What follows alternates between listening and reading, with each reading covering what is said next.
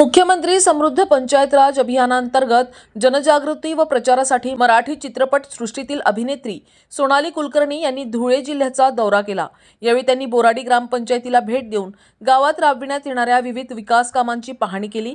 Digital वर्गखोली, सौर ऊर्जा प्रकल्प तसेच महिलांनी उभारलेले छोटे उद्योग यांची माहिती त्यांनी घेतली। ग्रामपंचायतीच्या नाविन्यपूर्ण उपक्रमांचे त्यांनी कौतुक केले। ग्रामीण विकासात लोकसहभाग महत्त्वाचा असल्याचे सांगत मुख्यमंत्री समृद्ध पंचायत राज अभियानामुळे ग्रामीण भागातील विकासाला गती मिळत असल्याचे त्यांनी नमूद केले। पहिल्यांदाच मला धुळे जिल्ह्यातील इतक्या शेवटचं गाव आहे या जिल्ह्यातलं, सातपुड्याच्या पायथ्याशी असलेलं, त्यामुळे इतक्या लांबपर्यंत येण्याची संधी मला पहिल्यांदाच मिळाली आहे आणि ही संधी फार विशेष आहे, कारण अतिशय सुंदर अशी एक योजना किंवा अभियान सुरू आहे मुख्यमंत्री समृद्ध पंचायत राज अभियान, ज्या अंतर्गत ग्रामीण भागातला विकास, ग्रामपंचायतींना सक्षम बनवणे आणि महिला सक्षमीकरण, डिजिटलायझेशन शाळांमध्ये या सगळ्या विविध उपक्रमांमधनं ग्रामीण भागात ग्रामपंचायती ज्या आहेत त्या आणखी जास्त सशक्त करण्याचा एक प्रयास आहे। आणि या सगळ्या प्रयासामध्ये आपल्या बरोबर सरकार आहे, प्रशासन आहे,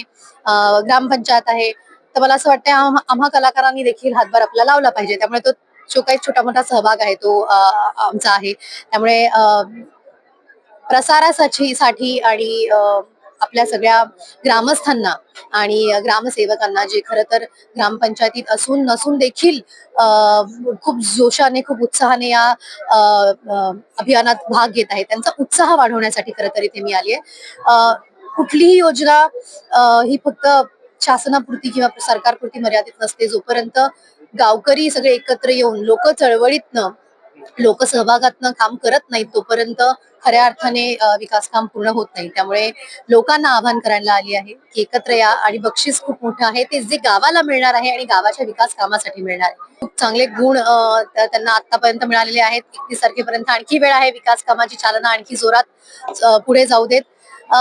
खूप सुंदर आहे गाव, खूप चांगलं काम चालू आहे। अंगणवाडी असू देत, व्यायामशाळा असू देत, शाळांमध्ये असलेलं डिजिटलायझेशन असू देत, आरोग्य, शिक्षण, विविध क्षेत्रामध्ये सुंदर काम चालू आहे आणि हे काम असंच जोरात चालू राहू देत अशा मी शुभेच्छा देते।